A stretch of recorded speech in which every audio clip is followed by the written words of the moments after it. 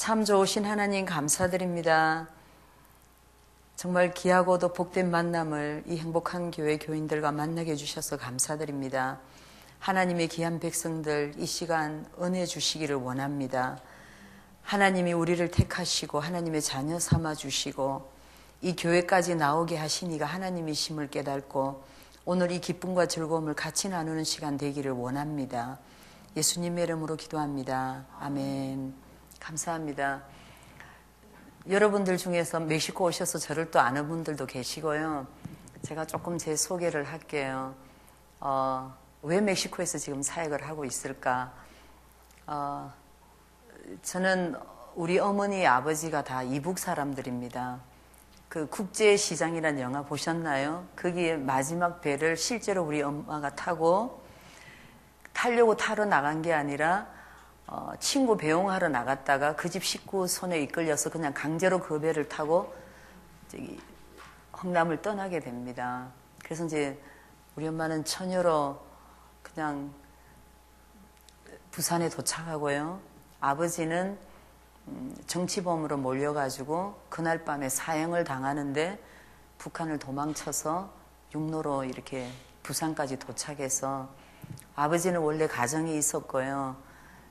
이남 이녀, 딸 둘, 아들 둘 이렇게 해서 가족을 다 두고 며칠 후에 만나자고 하고 떠난 것이 몇십 년이 흘렀습니다.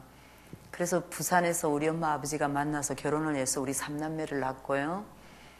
전쟁이 너무 지긋지긋해서 1967년도에 배를 타고 아르헨티나로 이민을 갑니다. 그래서 아르헨티나에서 살다가 계속 나라가 구테타가 일어나니까 더 이상 또 전쟁이 싫어서 남미까지 도망왔는데 또 구테타가 계속 일어나니까 너무 힘들었습니다. 그래서 우리 그럼 다시 미국으로 가자. 미국 가면 우리가 안전된 생활을 할 수 있지 않을까. 그래서 다시 미국으로 우리가 이주하게 됩니다. 그래서 미국에 도착했을 때 스토리가 너무 기니까 생략하고 다 불법 체류자가 됐어요. 한 달 비자밖에 안 줘가지고 불법 체류자가 돼서 직장도 구할 수도 없고 학교도 다닐 수도 없고 돈도 없고 너무 어려움이 많았습니다. 그러다가 이제 직장을 구해서 다닌 곳이 옛날에는 뉴욕에 야채 과일을 그 청가상을 하는 것이 되게 유행을 했었어요. 그 비즈니스가 한때는. 그래서 어느 청가상에 가서 이제 일을 하게 되는데 영어도 한마디도 못해. 뭐 달러를 돈을 알지도 못해. 그래도 어쨌든 캐시어로 취직이 돼서 열심히 일을 했습니다. 근데 문제는 그곳에서 저를 전도하는 사람이 있었어요. 6개월을 저를 전도했어요. 우리 집안은 캐톨릭 집안이고요. 얼마나 골수분자냐면은 저는 아예 수녀원에서 살다시피 했습니다. 어릴 때부터. 그래서 어린 아이지만 마침 수녀가 된 것처럼 그렇게 행동하고 다니고 이런 때도 있었는데 그런 저에게 복음이 저에게 접해질 때 굉장히 힘들었었어요. 내가 알고 있는 그 예수님 분명히 십자가에서 나의 죄 때문에 죽었다는 것까지 저는 알고 있었어요. 알고 있었는데 마리아가 예수님의 어머니시지만 동정녀 마리아에게서 탄생을 하신 예수님이 계시지만 이 엄마를 같이 숭배하잖아요. 캐톨릭이 다 집안에 그 조그마한 동상까지 이렇게 모셔놓고 촛불 켜고 늘 그분 앞에 경배하잖아요. 이런 삶에서 오직 정말 예수 그리스도 한 분 외에는 이 땅에 그 어떤 이름도 구원을 받을 이름도 어떤 누구에게 준 것이 없다라는 사실 앞에 부딪히기 시작했습니다. 매일 한결같이 불법 체류자라 도망갈 수도 없고 딴 데 직장을 얻을 수도 없고 유일하게 나를 받아준 가게인데 너무 괴로웠어요. 집에 돌아오면 막 화가 나는 거예요. 나한테 이런 복음을 전하다라니 나 같은 캐톨릭 신자한테 어떻게. 근데 제가 성경을 모르니까 당하는 거야. 세상 말로 표현하면은 계속 공격을 받는 거예요. 너무 분노가 일어나는 거예요. 난 성경을 배운 적이 없으니까. 그러니까 종교인이었지 신앙인이 아니었기 때문에 굉장히 힘들었어요. 도망갈 수도 없고 아르헨티나로 되돌아갈 수도 없고 온 가족이 다 같이 제 2차 이민을 했는데 어떻게 또다시 돌아갈 수 없잖아요. 미국 땅에서는 이제 어쨌든 쇼부를 봐야 되니까. 너무 힘든 가운데 그런 과정을 통과하는데 6개월을 제가 전도받았어요. 매일 손님이 안 온다 그러면 불안한 거예요. 이제 분명히 저 사람들이 나한테서 또 전도할 거니까. 쉬지 않고 전도하는 거예요. 매일 전도하는데 성경 구절을 갖고 공략을 합니다. 6개월이 됐는데 괴로워서 이젠 견딜 수가 없는 거예요. 난 돈은 벌어야 되겠는데. 그래서 이제 약속을 했어요. 그러면은 내가 당신네 교회 한 번만 나갈 테니까 더 이상 나한테 얘기하지 말라. 이렇게 약속을 받고 제가 그 교회를 첫 발을 디디게 됩니다. 그게 바로 뉴욕 제일장로교회, 지금 정윤교 목사님은 소천하셨고요. 거기에 첫 발을 디디는데 딱 첫 예배 때 제가 중간에 앉았어요. 이제 미래에 이제 사실은 제가 전도받은 남자한테 결혼했어요. 나중에 제 남편이 됐어요. 미래의 제 시집 식구들 사이에 제가 중간에 끼었어요. 그러고 앉았는데 정말 부활절도 아니고 성탄주일도 아닌데 예수님의 십자가의 사건에 대한 설교였습니다. 그걸 듣는데 제 마음이 뜨거워지기 시작했어요. 신부님들한테 들어보지 못한 이제 강론을 듣는 거예요. 너무 기쁨이 오는 거예요. 그러는데 이 강대상에서 정말 이만한 공같이 불이 타는 공이 이런 불이 막 지글지글 끓는 그 불 같은 공이 강대상에서 이렇게 확 나오는 게 제 눈에 보이는 거예요. 근데 옆에 보니까 아무도 그걸 못 보는 것 같았어요. 근데 딱 제가 앉은 자리가 목사님 강대상 딱 중앙에 또 중간에 앉았어요. 이 불이 막 이렇게 오면서 제 가슴으로 들어가 버렸습니다. 너무 뜨거워서 앉아 있을 수가 없어서 몸부림을 치는데도 어떻게 도망갈 수가 없었어요. 다 갇혀 있으니까. 한 번 교회 가고 다시는 나한테 전도 안 하기로 약속했는데 이 약속은 제가 못 지키는 거예요. 그 다음 주부터는 제가 맨 뒤에 가서 축도 전에 예배 끝나고 도망가는 거예요. 자존심 때문에. 그러면서 제가 그때는 한국말을 잘 못했습니다. 알아는 듣는데 한경도 사투리에다가 부산 사투리에다가 말을 하면 사람들이 웃으니까 그때부터 입을 다물고 시작한 게, 그리고 또 인디오 구역에서 제가 자랐어요. 아르헨티나에서.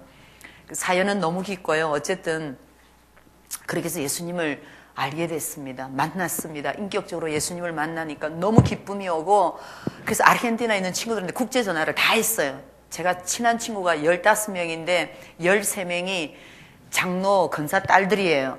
근데 이 애들이 나한테 한 번도 전도한 적이 없어요. 너무 화가 났었어요. 전화를 해서 다 야단을 쳤어요. 못된 것들, 저것만 죽으면 천국 가고 나는 지옥 가라고 나한테 아무도 전도를 안 했다. 이렇게 얘기하니까 감히, 너무 캐톨릭의 골수분자라 감히 전할 수가 없었다라는 거예요. 근데 그건 핑계예요. 핑계고, 제가 오늘 나누고 싶은 거는 정말 구원받은 자의 축복이 무엇일까? 제가 이 자리에 서 있는 게 축복이고요. 여러분들이 이 자리에 앉아 계시는 게 축복이에요. 왜냐하면 사람들은 형통을 오늘날 많이 찾습니다. 많이 찾는데 그 형통을 어디서 구합니까? 이 땅에 눈에 보이는 물질이죠. 그래서 심지어 예수 믿는 사람들도 집 사면은 당신 축복받았어. 자식들이 좋은 대학 가면은 당신 축복받았어. 돈 많이 벌면은 그게 다 축복으로 연결을 합니다. 그리고 우리의 진정한 축복은 구원이라는 거죠. 근데 우리는 이거를 잊어버리고 삽니다. 그래서 이 땅의 것에 우리의 그 모든 것들이 포커스되어 있죠. 그 세상 것을 추구하고 세상 것을 구하지만 진정한 행복이란 것은, 진정이라는 것들은 구원밖에 없습니다. 하나님이 나를 택하셨다는 데서부터 시작되죠. 그래서 오늘은요, 제가 너무 주제넘게 이게 3개월 강의 종이를 다 들고 온 거예요. 이걸 스페니쉬로 매일 하다가 한국말로 하려니까 입력이 안 되는 거예요. 어젯밤에 2시 넘어서 잤고요. 오늘도 일찍 일어났는데 이게 눈에 들어오지, 한글이 저한테 입력이 잘 안 됩니다. 늘 이걸 스페니쉬로만 해가지고 너무 죄송한데요. 오늘 두서없이 전할지 모르겠지만 여러분들이 이해해 주시고요. 저는 10년 동안 아버지로부터 핍박을 받았습니다. 아버지는 무교였고요. 북한에 두고 온 가족들, 당신이 저지른 그 정치에 어떤 관련된 일 때문에 형이 아버지 떠나고 한 달 만에 사형당했어요. 그것도 공개 처형을 당해서 마을 사람들 다 모아놓고 보는 앞에서 총으로 쏴 죽였습니다. 이 죄책감 때문에 평생을 지붕에 올라가서 하늘을 쳐다보고 기도하고, 그러니까 분명히 뭔가 있는데 그 신을 누군지 모르는 거죠. 그렇다고 어떤 종교도 있는 것도 아니지만 그냥 우리가 그 종교심을 갖고 타고난 그것 때문에 뭔가를 하늘을 향해서 북한에 두고 온 가족들, 당신 때문에 죽었던 그 형, 그리고 아버지가 가슴앓이 하면서 돌아가셨던 그 사건들, 이렇게 간간히 또 그 나중에 이제 북한에서 탈출한 사람들 통해서 고향 소식을 들었을 때 평생을 몇십 년 동안 죄책감 속에서 빠져나오지 못하고 그렇게 살던 아버지가 저를 10년 동안 핍박을 했습니다. 외국에서 1년에 제사를 5번 지냈다라면 여러분들 이해하실런지 모르겠습니다. 소문났었어요. 아르헨티나에서도 소문났었고 뉴욕에서도 제사 그러면 우리 집을 꼽는, 그렇게 철저하게 그런 걸 지키면서 죽은 자들을 위해서 이렇게 했던 아버지의 그 시간들에 제가 참석하지 안 하기 시작했습니다. 제사 음식 차리는데도 준비하는데 돕지도 않고 이제 급기야는 제삿날에 나타나지도 않고 이렇게 하면서 처음에는 사이가 미움의 가시틀이 됐고요. 왜냐하면은 제 남편은 4대째 믿는 집안이고 우리 아이들까지 지금 5대째 내려오는 집안인데 경상도에서 첫 선교사를 맞이했던 집안이고 교회를 했던 집안입니다. 태어나기도 전에 우리 시어머니가 5살 때부터 그런 사건들이 있었던 집안인데 제사를 지내는 걸 딱 보고는 안 오더라고요. 우리 집을 친정을 혼자 가라 그래요. 자기는 못 가겠다고. 그래서 사이도 미워 죽겠는데 이제 딸까지, 그러니까 아버지는 너무 속상하고 자식이라고는 딱 3명밖에 없는데 제 우리 언니가 있고 제가 중간이고 제가 남동생이 있어요. 아직도 다 뉴욕에 삽니다. 그러다 보니까 10년 동안 어느 정도 핍박을 하고 저를 그렇게 힘들게 했냐면요. 제가 이제 사업하다가 어려움 당하면은 교회 전화해서 목사님한테 이자는 필요 없으니까 우리 딸이 헌금한 거 돌려줄 수 있겠냐고 이렇게 할 정도로 삑하면 교회에다 전화하셔서 목사님한테 직접 이렇게 저를 힘들게 하고 이러는 가운데 정말 저는 발붙일 곳이 없도록 하나님께서, 시집 식구들도 너무 거룩한 장로교 집안에 대대로 내려오는 집안이고 저는 난데없이 이제 며느리 하나가 들어와가지고 너무 이렇게 뜨겁고 성령 충만해서 보도 듣도 못한 방언 기도에서부터 밤새 기도하는 제 자신과 삑하면은 노방전도 돌아다니면서 가게 돌아오지 않는 이런 모습들을 보면서 시 어른들이 너무 저를 힘들어하고, 그러니까 저는 양쪽이 친정이나 시댁이 다 저를 어느 끝도 저를 받아줄 수 없는 그런 상황 속에서 하나님이 저를 키워가시기 시작하셨습니다. 10년이란 고난 세월이, 사실은 제가 어제 이 간증을 하려고 여기 온 건 아닌데요. 어제 이거를 이제 막 노란 줄 치면서 이렇게 준비를 하는데 갑자기 그 옛날 그것들이 떠오르면서 막 눈물이 나기 시작했어요. 왜냐하면 우리가 교회는 열심히 다니고 주어진 사역을 열심히 하지만 처음 하나님이 그 만나주셨던 그 순간이 있죠. 나에게 그 구원이라는 그 매개체를 가지고 하나님이 나를 찾아오셨을 때 예수 그리스도 이름 앞에 내가 그 이름을 믿고 내가 그 이름을 통해서 내가 성장되어 가고 내가 그 예수 이름 때문에 지금 주를 위해서 뭐든지 할 수 있다라는 이 상황까지 오기까지는 하나님의 훈련이라는 기간이 있었단 말입니다. 근데 저는 그거를 잊어버리고 살았어요. 늘 기억했는데 멕시코에 이제 어느 날부터는 그걸 잊어버리고 그냥 주어진 일만 열심히 해왔던 것 같아요. 그래서 구원의 간격이 그들에게는 클래스로 가르치긴 했지만 정말 진정으로 저에게 질문이 있었습니다. 어제 너는 진정으로 구원의 간격에 늘 그 간격에 젖어서 사느냐. 갑자기 눈물이 났고 너무 하나님 앞에 죄송했었어요. 주어진 사역이 주의 일이지만 너무 극이 바빠가지고 하나님과 어떠한 그 정말 밀집한 관계 속에서 정말 늘 하나님 감사합니다. 나 같은 죄인을 구원해 주셔서 감사합니다. 이 간격이 식었다라는 거죠. 그래서 오늘 여러분들에게도 저에게도 같은 질문입니다. 여러분들 주의 일은 열심히 하시지만 정말 구원의 간격에 젖어 있습니까? 제가 지난주에 이렇게 이제 멕시코를 가면서 기독교 방송을 하나 듣게 되는데 제가 이름을 기억은 못하겠지만 어느 목사님이 독일로 유학을 가셨어요. 가셨는데 이제 신학교에 들어가서 이제 공부를 딱 시작하는데 교수가 들어오자마자 여러분들 하나님 만났습니까? 어땠습니까? 하나님 만나니까 하나님하고 악수했습니까? 하나님 손이 뜨거웠습니까? 하나님 손이 찼습니까? 이렇게 질문을 했다라고 합니다. 계속되는 이것이 이 목사님에게 굉장히 괴로움이 됐는데 어쨌든 졸업하고 다시 한국을 가시게 돼서 큰 세미나에 이제 강사로 초빙이 돼서 이제 이분이 또 강의를 하시는데 갑자기 강의 듣던 목사님 중에 한 분이 손을 들면서 목사님은 하나님을 못 만나셨습니다. 당신은 목회를 해야 되겠습니다. 이러고 지적을 했다 그럽니다.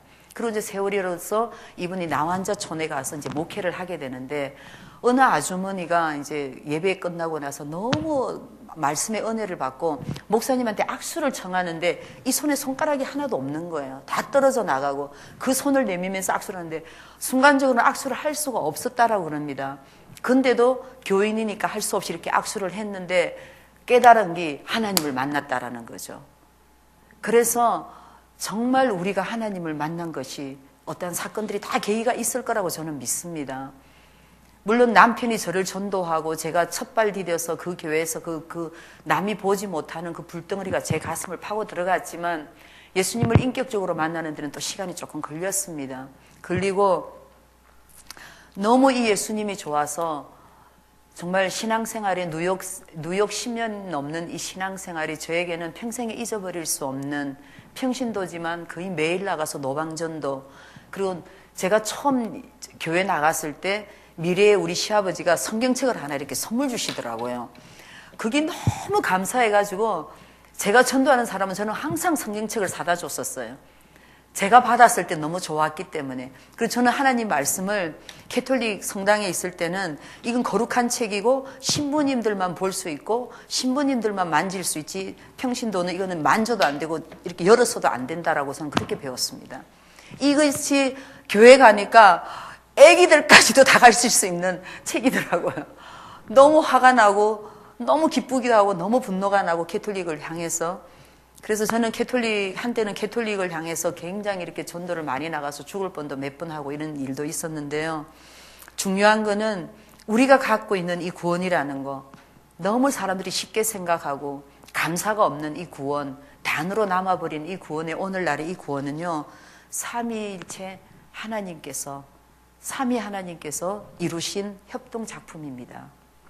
성부 하나님이 우리의 구원을 계획하시고 성자 하나님이 이 계획된 구원을 이 땅에 오셔서 십자가에서 성취하시고 성령 하나님이 이 땅에 오셔서 우리 각 사람에게 이 구원의 이 사실을 믿을 수 있고 내가 구원받을 수 있도록 적용하시는 분이 성령 하나님이십니다. 그래서 여기에는 인간의 어떤 것도 개입될 수가 없고요. 나의 공로나 캐톨릭에서 말하는 그 선행을 행해야지만 선행을 행하는 것은 우리 인간으로서는 우리가 그것을 끝을 도달할 수가 없는 게, 캐톨릭의 구원론은 무엇입니까? 내가 그렇게 선행을 쭉 하다가 내 평생 살다가 죽으면은 그래도 천국 못 가요. 연옥밖에 못 가요. 연옥에 있는 나에게 내가 그동안 섬겼던 성자들 중에 베드로나 바울이나 요한이나 요셉이나 누구든지 내가 섬겼던 그 성자가 100% 이룬 그 의를 50%를 끌어다가 내 의 50%하고 100%를 맞춰서 내가 그게 100% 됐을 때 내가 그때 천국으로 들어가는 것이 캐톨릭 교리입니다. 근데 오늘날 우리에게 하나님 말씀은 뭐라 그러십니까? 하나님이 우리에게 주시는 선물이다 그랬습니다. 이건 어느 누구도 자랑하지 못하게 합니다. 스페니시 성경에는 어느 누구도 영광을 받지 못하게 함이라 그랬어요. 하나님이 주시는 선물입니다. 이 선물을 하나님께서 주시는데 이거는 내 공로는 0.1%도 포함된 것이 아무것도 없습니다. 이거는 전적으로 삼위 하나님께서 같이 이루신 협동작품이라는 것입니다. 그래서 내가 예수를 믿게 되는 거죠. 그래서 여러분들은 정말 그 창세전부터 언제 택했냐고요? 사람들 생각에는 내가 예수님을 믿는 순간에 내 구원이 이루어진다고 생각합니다. 그러나 성경은 그렇게 얘기하지 않습니다. 오늘 읽은 에베소서에 보면은요, 창세전에 이 우주 만물이 창조되기 전에 이미 하나님의 구원 리스트에는 우리가 들어가 있었습니다. 단지 우리가 어느 때 그 복음을 듣고 하나님 앞으로 나오는지는 우리는 아무도 모릅니다. 그러니까 때가 되면 제가 만약에 아르헨티나에서 계속 살았더라면 저는 캐톨릭 신자로 아마 대단한 골수 분자로 계속 그냥 종교인으로 살았을 것 같습니다. 그러나 하나님께서 어떤 정치적인 계기를 주셔서 아버지 마음에 감동을 주시고 미국이란 나라를 또 이주시켜서 그곳에서 불법 체류자로 만들어서 그 가게에서 도망갈 수 없게 만든 상황에서 저에게 복음을 듣게 하시고 주 예수를 믿으라 그리하면 너와 내 집이 구원을 얻는다고 하셨습니다. 그래서 저 하나로 인해서 우리 엄마 쪽이나 우리 아버지 쪽 어느 누구도 예수 믿는 사람이 한 명도 없습니다. 제가 첫 그리스도인입니다. 양쪽 집안에서. 그러니 사탄이 가만두겠습니까? 그 상황 속에서. 그러나 오늘 말씀에 창세전에 이 우주 만물을 창조하기도 전에 우리는 하나님의 택한 백성들이었고, 그래서 정말 이 구원해 주시기 위해서, 이 택한 백성들을 구원해 주시기 위해서 예수 그리스도를 이 땅에 보내주십니다.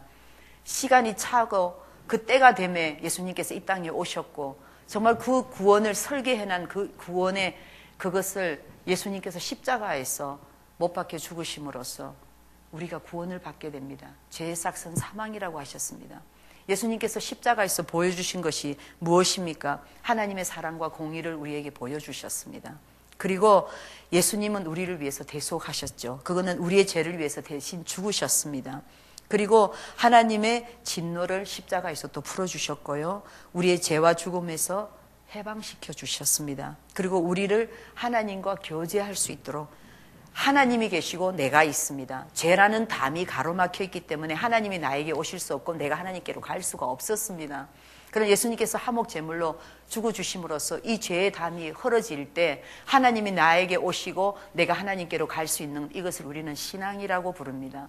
그래서 우리는 신앙을 그때서 비로소 이 죄의 담이 헐어졌을 때 우리는 하나님께 신앙을 하고 있는 것입니다. 그래서 우리가 정말 교제할 수 있도록 예수님께서는 이 담을 헐어주시고요. 승리를 하셨습니다. 사탄의 세력과 악의 세력을 정복하신 것이 바로 십자가의 사건입니다. 자, 그러면 성령님이 우리 마음에 각자 심령에 구원이라는 것은 그냥 구원이 다 십자가에서 이루어졌으니까 너도 받아 이렇게 그냥 뿡뿡뿡뿡 던져주는 것이 절대 아닙니다. 자동적으로 주어지는 것이 아닙니다. 구원은 성령님의 역사가 있어야 됩니다. 그래서 구원 안에는 성령의 역사가 있을 때는 소명이 있고 중생이 있고 회심이 있고 연합이 있고 칭의가 있고 양자가 있고 성화가 있고 견인이 있고 확신이 있고 영화가 있습니다. 이런 10단계의 성령의 사역으로 말미암아 우리가 구원이 이루어지게 되죠. 그 소명은 무엇입니까? 콜링입니다. 콜링은 복음을 통해서 우리가 콜링을 받는 것입니다. 복음을 들을 때는 이 외적인 콜링입니다.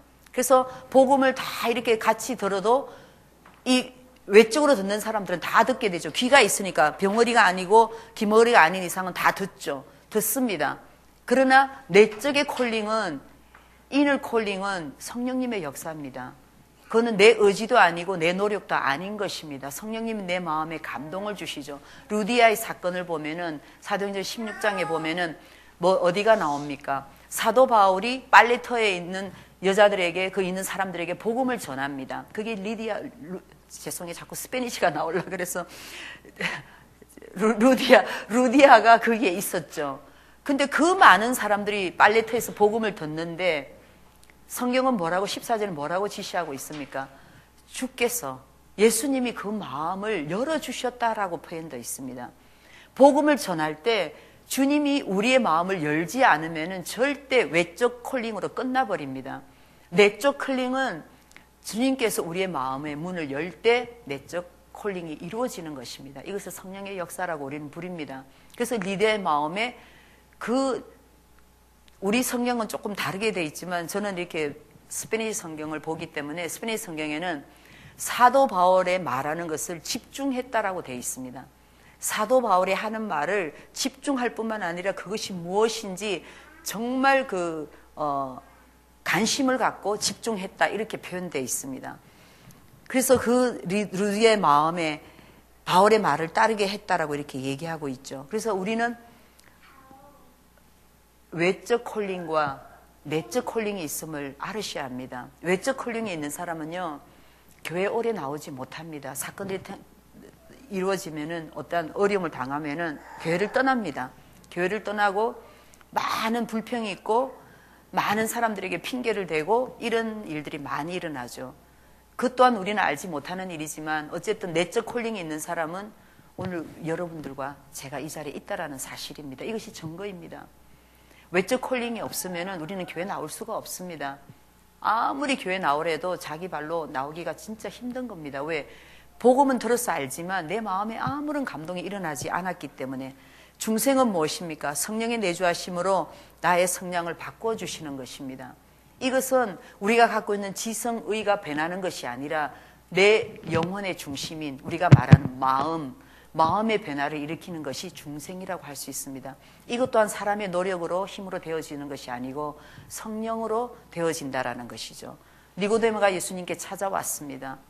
그랬을 때 네가 진정으로 새로 거듭나지 않고는 하나님 나라에 들어갈 수 없다 했을 때 니고데모가 이해를 못했죠. 뭐라 그러죠? 그럼 내가 이렇게 늙었는데 다시 우리 엄마의 뱃속에 들어갔다 나와야 됩니까? 이렇게 질문했을 때 정말 물과 불로 성령으로 세례를 받지 않으면 안 된다라고 설명해, 거듭나지 않으면 안 된다고 얘기해 주죠.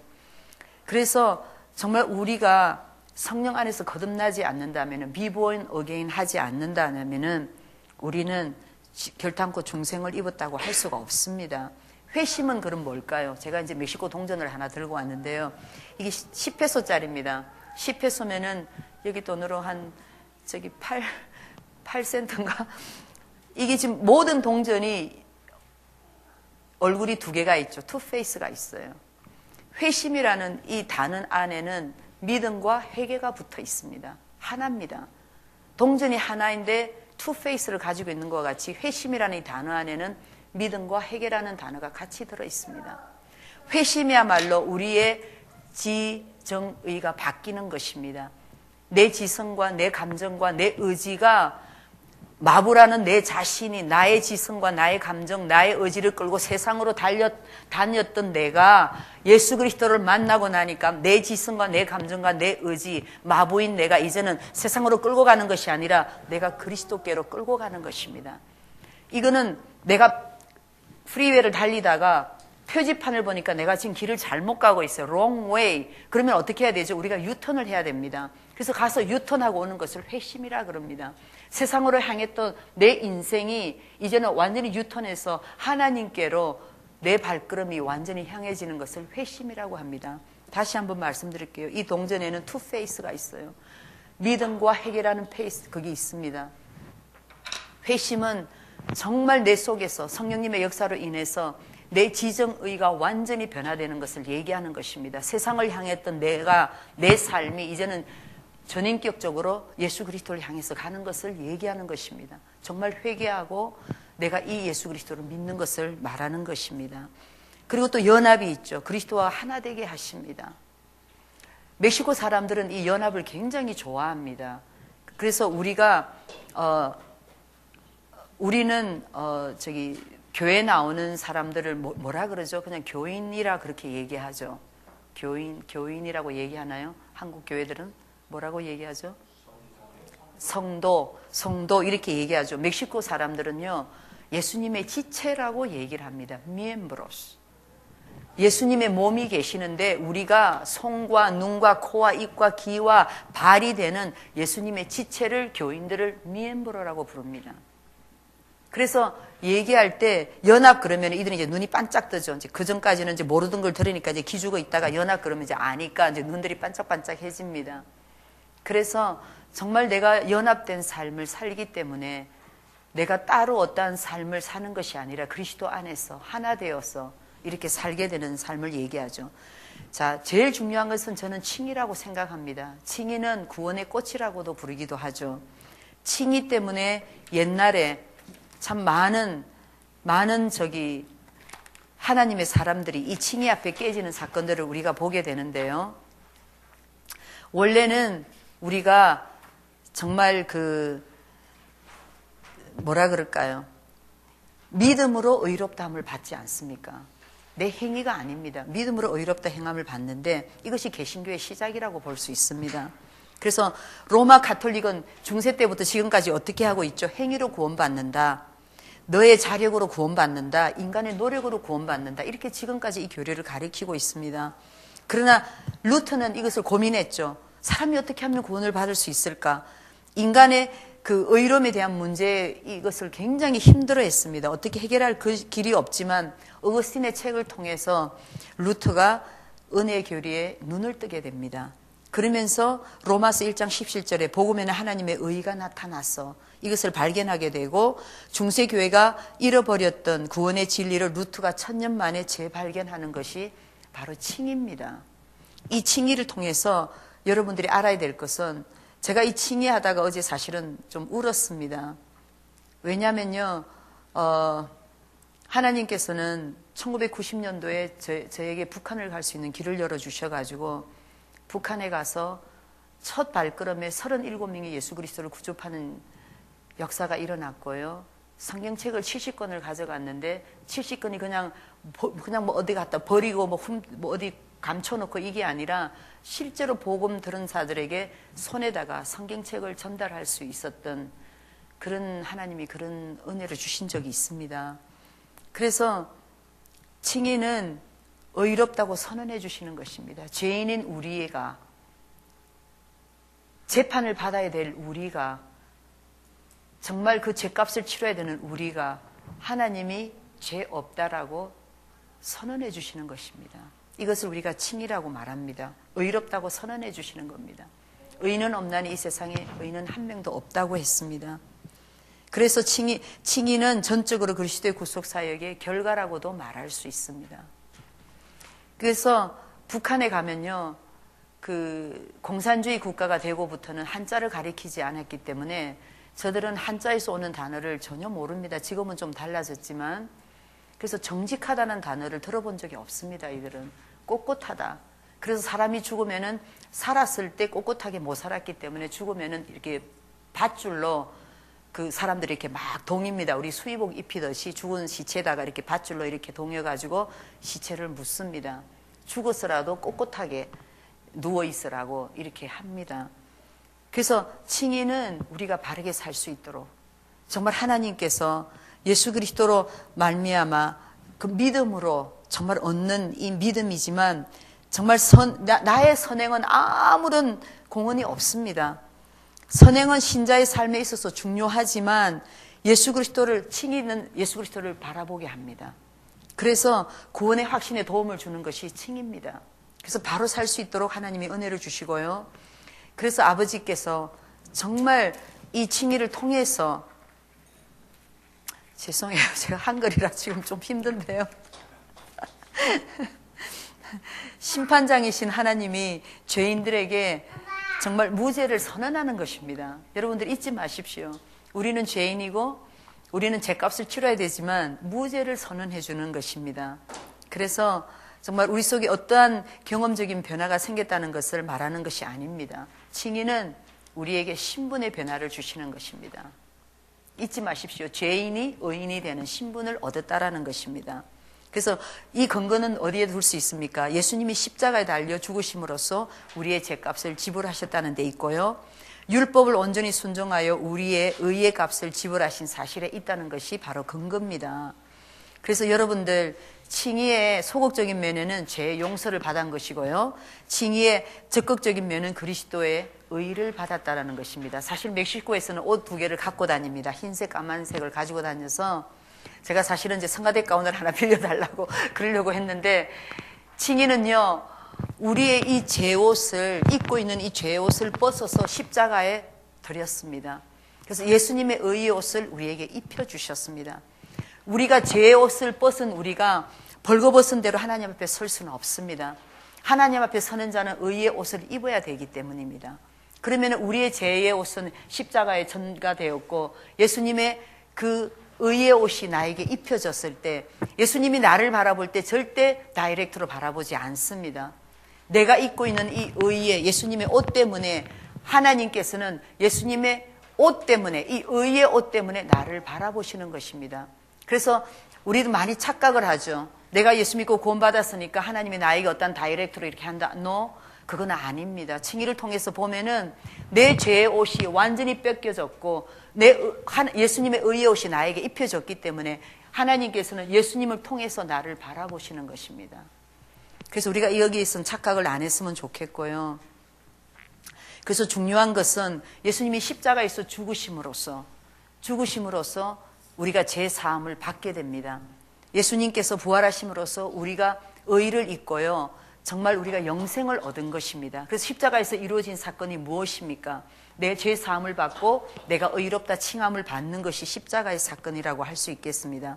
그래서 정말 의롭다고 칭해 주실 뿐만 아니라 하나님의 자녀로 양자 삼아 주십니다.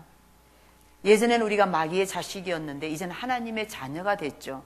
요한복음 1장 12절에 보면 뭐라고 했습니까? 영접하는 자, 곧 그 이름을 믿는 자들에게는 하나님의 자녀가 되는 권세를 주셨다 그랬습니다. 이 성경 구절 또한 멕시코 사람들이 너무너무 좋아하는 성경 구절 중에 하나인데, 이유는 하나님의 자녀가 되는 권세를 주셨다라는 이 권세라는 단어가 우리하고 조금 다른 의미를 갖고 있습니다. 그래서 우리는 그냥 권세 그러면 그냥 이렇게 아우토리티를 줬다라고 이렇게 생각하는데, 스페니시 그 단어는 아우토리티보다 더 큰 것을 얘기하고 있습니다. 하늘의 권세와 땅의 권세가 다 예수님 손에 있던 듯이 내가 하나님의 자녀로서 그 예수님이 가지고 있는 그 권세를 얘기하고 있습니다. 그래서 포테스타시라는 그 단어는 우리가 말하는 권세하고는 조금 의미가 더 강한 의미를 띠고 있기 때문에 이 요한복음 1장 12절을 멕시칸들은 굉장히 이렇게 파워풀하게 되게 즐겨 쓰고 되게 좋아하고 이 단어를 아주 힘있게 이들은 많이 사용합니다. 그래서 하나님의 양자로 삼아 주셨는데요. 제가 여기서 감히 저를 녹화하는 것 같아서 이름은 될 수 없는데, 남미의 중남미의 멕시코 좀 맨 나라 밑에 아주 유명한 젊은 목사가 있어요. 굉장히 부유하고요. 교회가 얼마나 크냐면요. 아주 완전히 한 성을 만들어서 그냥 허벌판에 한 성을 만들어서 교회를 하고 있는데, 수많은 세계 은사자들이 그 교회에 다 모이고요. 수많은 병자들이 바리바리 싸들고 그 교회를 찾아갑니다. 그래서 은사 집회가 굉장히 많고, 하지만 영적인 혼탁함도 굉장히 많기 때문에 아주 좀 세계적으로 굉장히 이렇게 주목하고 있는데, 좋은 편으로 주목하는 게 아니라 나쁘게 이제 지금 많이 주목을 하고 있죠.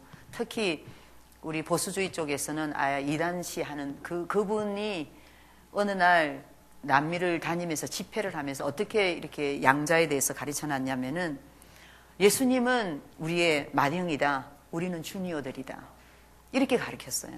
이들이 영어도 못하는데 주니어란 단어는 여기에 지금 배겨 있어요. 지금 여기에 각인돼 있어가지고 예수님은 맏형이고 우린 동생들이다. 여기서 우리가 하나 알아야 될 것은, 양자에서 예수님은 하나님이십니다. 성부 하나님이 계시고 성자 하나님이 계시고 성령 하나님이 계십니다. 예수님은 성자 하나님이십니다.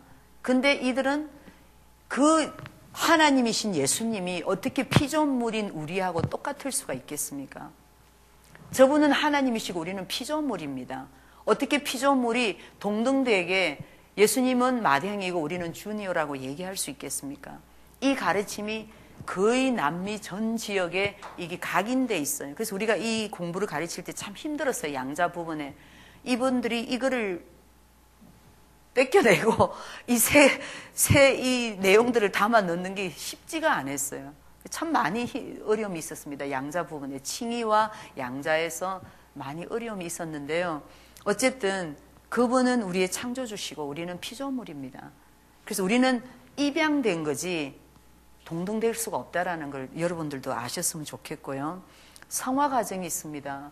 예수 믿는 순간에서 내가 죽는 시간까지 이 걸어가는 삶을 성화 과정이라고 합니다. 여러분들도 다 지금 이 성화 과정 안에 들어와 있습니다. 여기에서 우리가 높낮이가 있기 때문에 신앙이 이렇게 좀 뜨겁다가 식었다가 뜨겁다가 이렇게 하지만 이 성화 과정은 계속 갈 것입니다. 왜? 이 성화 과정 안에서 예수님을 본받는 삶이기 때문에. 그래서 예수님을 본받는 삶에 추구해 나가는데, 여기에는 구원은 하나님께서 거저 주신 선물이고 삼위 하나님께서 이루신 정말 협동 작품이지만, 성화는 우리의 노력도 필요한 것입니다. 이미 주신 그 구원 받은 이 삶을 내가 죽는 날까지 내가 어떻게 살아갈 것인가는 우리의 각자의 몫이라고 생각합니다. 내가 게으르고 내가 나태하고 내가 정말 주의 일을 하기 싫어하고 어떤 등등의 여러 가지 이유들 때문에 내가 주님을 멀리하고 이렇게 한다라면은 성화 과정에서 제대로 못 가고 있는 것이겠죠. 그죠? 그러나 정말 내가 주님을 가까이 하고 내가 주님의 말씀을 듣기를 원하고 예배도 참석하고 교회 나와서 봉사하고 나가서 노방전도 하고 극기하는 내가 선교도 떠나고 이런 모든 과정들이 성화 과정 안에서 다 이루어진다고 저는 봅니다. 여러분들 생각은 어떤지 모르겠지만 내가 지금 신앙이 뜨겁든지 미지근하든지 어떻게 된 상태가 있든지 여러분들은 성화 과정 안에서 이 길을 반드시 통과해야 되는 과정입니다. 그러니까 주님의 도움이 필요하고요. 성령님의 역사가 없이는 이 과정 또한 우리가 통과하기가 힘들 거라고 저는 믿고 있고요. 예수님이 재림하실 때 이 상황은 끝나는 것입니다. 그래서 그 시간까지 내가 예수 믿는 순간에서 내가 죽는 날까지 아니면 내가 살아서 예수님이 재림하신다라면 그 순간까지 이 성화 과정은 계속 될 것입니다. 이것을 피할 수 있는 사람은 하나도 없을 것이고 이 성화 과정에서 나의 노력이 필요하다는 거 오늘 꼭 잊지 마시고요. 견인이라는 게 또 있습니다. 견인은 하나님이 내가 예수 믿는 순간부터 내 팔을 딱 붙드십니다. 놓지 않으십니다. 나는 하나님을 잡았다 놨다 잡았다 놨다. 아담이 하와가 죄를 지었을 때 숨었죠. 우리도 죄 지면 교회 가기 싫어요. 그죠? 우리 경험 있나요? 여기는 다 거룩해서 그런 경험이 없는가 봐요. 저는 옛날에 있었는데. 그래서 우리는 하나님의 손을 잡았다 놨다 잡았다 놨다 우리는 들락날락합니다. 그러나 한 번 잡아주신 하나님은 끝까지 perseverance 이 손을 잡고 끝까지 내가 싫든 좋든 하나님은 나를 끌고 가실 겁니다. 그래서 이 길 또한 내가 가는 것이 아니죠. 견인입니다. 끝까지 잡고 나를 그 자리까지 데리고 가시는 영화의 가정까지 데리고 들어가시는 분은 하나님의 손이기 때문에 여러분은 그냥 따라가시면 될 것 같습니다. 확신은 뭡니까? 이 세상 사는 동안 구원의 확신을 받게 되는 것입니다. 내가 구원받았을까? 여러분들 어떻습니까? 구원받았다고 믿습니까? 딱 두 가지밖에 없어요. 예수 믿는다라면은 예수님의 그 십자가의 사건이 내가 믿어지고 그분이 내 마음에 정말 들어와 계신다고 믿는다라면 여러분도 구원받은 거예요. 확신이 있는 거예요. 확신 없는 거는 난 모르겠어. 저는 제가 전도했던 아는 언니가 뉴욕에 있었는데 지금은 이제 그분이 세상 떠났는데 참 안타까운 게 그렇게 복음을 많이 들었는데도 구원의 확신이 없는 거예요. 너무 안타까웠습니다. 몇십 년을 전화로 때로는 편지로 아니면은 뉴욕에 있을 때는 가까이서 복음을 전하고 했는데 그 언니만큼은 죽을 때까지 나 하나님 나를 구원해 주셨는데 나는 확신이 안 선다. 그리고 그 다음에는 또 몇 년 못 봤는데 이제 이 땅에 존재하지 않습니다. 참 그런 안타까운 일이 있는데요. 어쨌든 확신은 우리가 살아있는 동안 정말 이 구원의 확신을 가지고 우리를 살게 해주죠. 그래서 확신이 있느냐 없느냐는 딱 두 가지니까 걱정하지 마세요. 내가 예수 믿느냐 안 믿느냐에 딸려 있습니다. 내가 예수를 믿는다라면은 여러분들 확신이 있는 것입니다. 그래서 이 확신을 가지고 우리가 이제 영화의 단계에 들어가는 거죠. 여러분들 우리가 살아생전 내가 만약에 죽는다라면은 내 영혼이 먼저 1차 구원을 받습니다. 그럼 예수님이 재림하실 때 이 땅에 묻혀있는 내 육신이 부활하여서 1차 구원받은 내 영혼과 내 몸이 결합합니다. 이 영화의 글로리피케이션으로 우리가 들어가게 됩니다. 예수님이 부활하셨던 그 모습으로 우리도 그렇게 부활되어서 영원한 세계, 정말 이 남미 사람들이 너무 좋아하는 파라시엠프레, 영원히 살 수 있는 끝이 없는 영생의 세계로 우리가 들어가게 되는 것을 영화의 단계를 말하고 있습니다. 그래서 여러분들이 정말 이 10가지의 성령님의 역사를 늘 체험하면서 소명과 중생과 회심과 연합과 칭의와 양자는 가거적 구원입니다. 이미 예수 믿는 순간 이건 다 동시에 일어날 수 있고요. 이건 순서라는 것이 없습니다.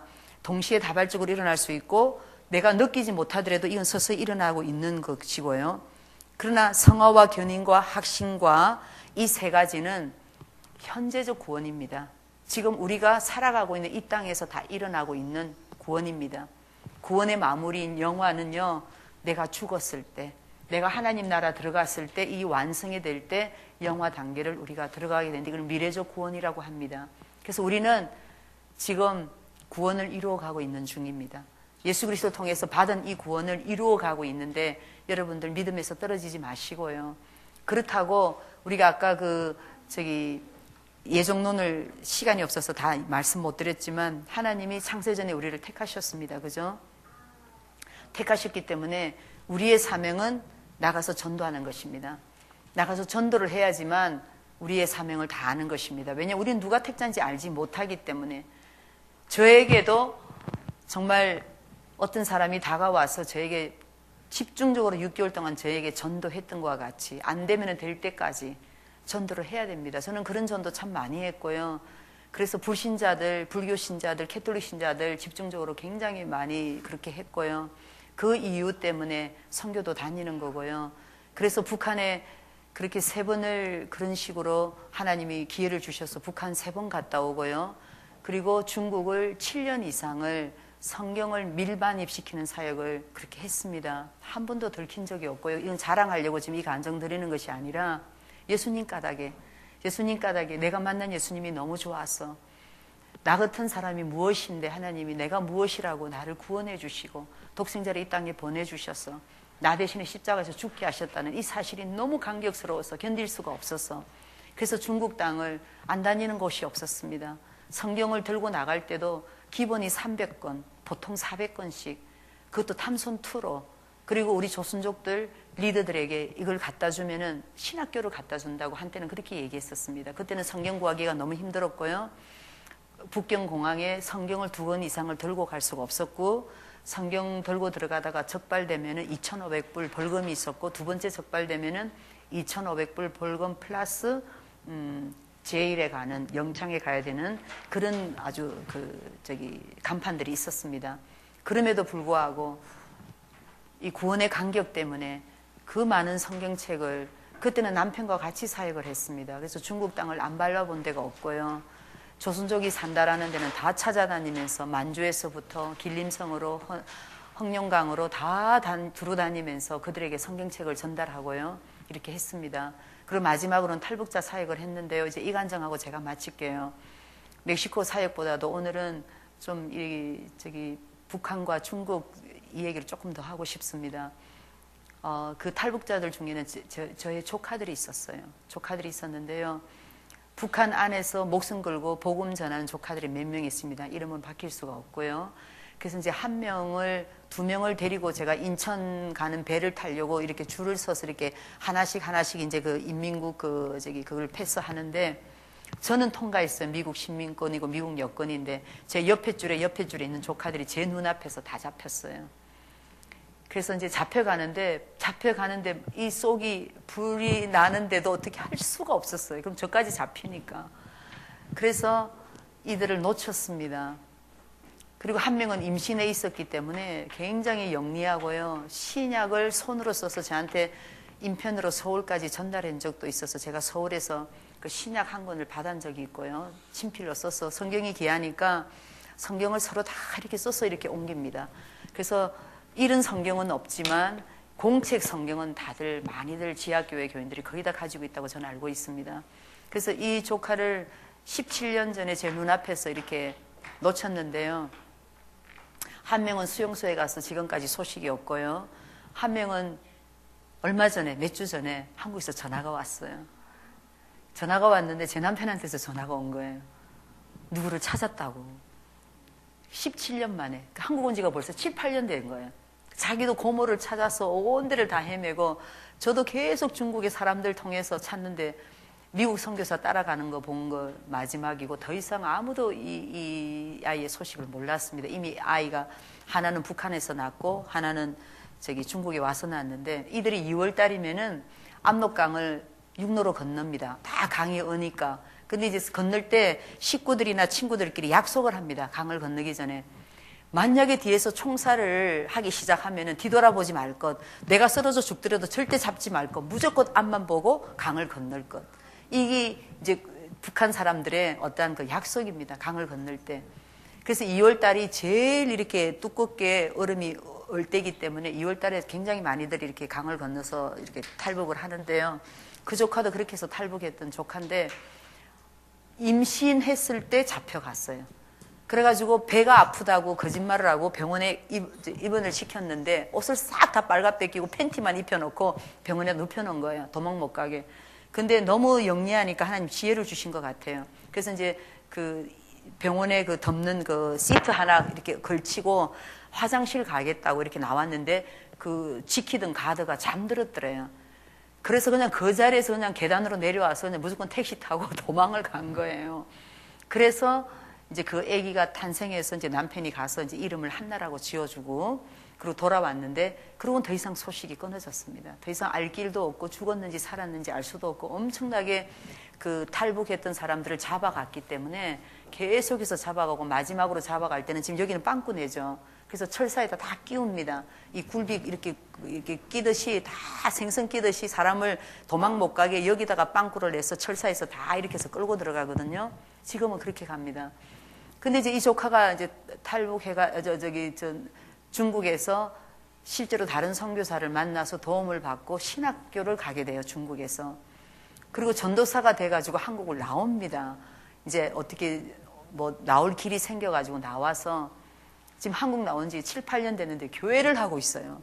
교회를 하고 있는데 여자입니다. 여자 조카인데 교회를 하고 있는데 탈북자 45명이 지금 교회 교인이고요. 그리고 그 서울 사람이 서울에서 하고 있으니까 거기 이제 한국 사람이 한 5명, 7명이 나와서 교인이 50명이 넘어요. 그 이제 페이스북으로 이렇게 보면서 참 많이 눈물이 났습니다. 너무 감사하고요. 그래서 여러분들 누가 하나님 앞에 선택된 자는 우리는 알 수가 없기 때문에 나가서 전도를 해야 됩니다. 전도를 해서 또 지금 내가 전도했는데 지금 아무 움직임이 없다고 판단해서도 안 된다고 저는 믿습니다. 왜냐하면은 이 사람이 언제 어떻게 될지 모르잖아요. 나를 그렇게 핍박했던 우리 아버지가 74세, 만 74세에 예수 그리스도를 영접하게 됩니다. 이상한 꿈을 꾸고 저한테 꿈 얘기했을 때 제가 하나님 앞에 항의했어요. 하나님, 평생에 예수 믿는 사람들 핍박하고 평생에 나를 괴롭힌 아버지를 왜 우리 아버지가 천국 가는 건 알겠는데 예수 믿어서 근데 왜 우리 아버지에게 무슨 상급이 있습니까? 이렇게 제가 항의한 적이 한 번 있는데 문제는요, 우리 아버지가 부산에 와서 너무너무 고생을 많이 할 때 가족을 다 버려두고 와서 고생할 때 그 어렵게 모았던 목돈을 어느 장로님이 빌려갔대요. 장사는 어느 장로님이. 그리고 며칠 가보니까 그 가게가 문을 닫고 이 장로님이 도망가 버린 거예요. 그게 계기가 돼서 평생에 예수 믿는 사람들을 미워하고 저주하고 그렇게 힘들어했던 것입니다. 그래서 우리는 아무도 모릅니다. 누가 선택자인지. 그 장로님이 좀 그러지 않고 그때 당시 우리 아버지한테 전도했더라면은 우리는 일찍이 제가 태어나기도 전에 저는 소원이 있다라면은 만약에 다시 태어난다라면은 아니면 타임 미신이 있어서 내가 정말 내 페이스로 내 각으로 돌아간다라면은 예수 잘 믿는 부모한테 태어나고 싶어요. 왜냐면 너무 저는 환난 고통이 많았고 하나님이 또 이렇게 또 사역자로 쓰시려고 또 더 연단이 많았기 때문에 또 힘들었겠지만 너무 힘들었어요. 너무 힘들고 지금도 그 풍파가 아직도 참 많이 있습니다. 어떻게 하면 사탄이 우리 가정을 통해서 남편과 아이들을 통해서 나를 이렇게 주저앉힐까 이런 일들이 참 많았지만 하나님께서는 아까 말씀했죠. 견인이라는 거 끝까지 잡고 가시는 거. 사역자도 똑같습니다. 하나님 한번 잡은 사역자는 놓지 않는다고 저는 믿습니다. 그래서 이 자리까지 감히 와 서 있고요. 그래서 여러분들 우리 나가서 전도합시다. 전도에서 택자가 누구인지는 모르겠지만 복음을 전했을 때 외적 부르심과 내적 부르심이 일어난다라면은 이 자리에 여러분들과 이 자리가 차고 넘칠 것이고 정말 하나님 나라가 정말 더 확장되는 역사가 우리를 통해서 일어나지 않겠습니까? 그래서 이 탈북자들도 우리 조카뿐만 아니라 참 많은 사람들이 한국이나 여러 나라에 가서 정말 예수 잘 믿는 거 보면요 너무너무 기쁘고 눈물이 나는 일입니다. 그래서 여러분들 우리 북한 땅을 위해서 계속 기도해 주시고요. 저는 통일이 된다고 믿지 않는 사람 중에 하나입니다. 왜냐하면 통일되면요 너무너무 혼란이 일어날 것입니다. 그리고 저들이 문화 충격 때문에 참 많은 안 좋은 일들이 많을 거라고 생각합니다. 그래서 그냥 저는 하나님 앞에 이렇게 구합니다. 하나님, 복음이 들어갈 수 있는 문만 열어주세요. 그래서 이들이 저 안에서 치고 나올 수 있도록 우리가 어떻게 하는 것이 아니라 지하교회 교인이 지금 30만 명이 넘는 거 여러분들 아십니까? 지금 북한의 지하교인이 30만 명이 넘습니다. 30만 명이 넘고 지금은요 웬만한 탈북자들은 제3국으로 안 갑니다. 다시 역으로 북으로 들어갑니다. 복음을 전하기 위해서. 그래서 14살짜리 아이가 복음을 전하다 죽은 그런 간증들은 다음에 이제 그 선교사님 오시면 직접 들으시고요. 정말 지금 세상은 참 너무너무 힘든 가운데 우리가 살고 있지만 한편으로는 또 복음이 그렇게 아름답게 지금 이렇게 확장되고 있고요. 또 중동 같은 경우에는 예수님이 직접 꿈에 나타나서 직접 만나 주시기 때문에 중동의 엄청난 숫자가 지금 그리스도께로 돌아오는 역사가 일어나고 있습니다. 자, 여러분들 우리가 노을박에 이렇게 한 모퉁이의 이 교회가 이렇게 있지만 여러분들 나가서 정말 복음 전하시고 이 크리스마스가 아까 전도사님이 나와서 얘기하셨죠. 세상 사람들이 말하는 축제, 파티가 아닌 우리에게는 정말 우리를 위해서 우리를 죄에서 건져주시기 위해서, 정말 우리를 천국 보내주시기 위해서 예수 그리스도 이 땅에 오신 그 오심 앞에 좋은 기회고 좋은 메시지고, 그래서 여러분들 나가서 전도하시고, 그래서 이 교회가 차고 넘치고 하나님 나라가 차고 넘치는 역사가 있기를 바라겠습니다.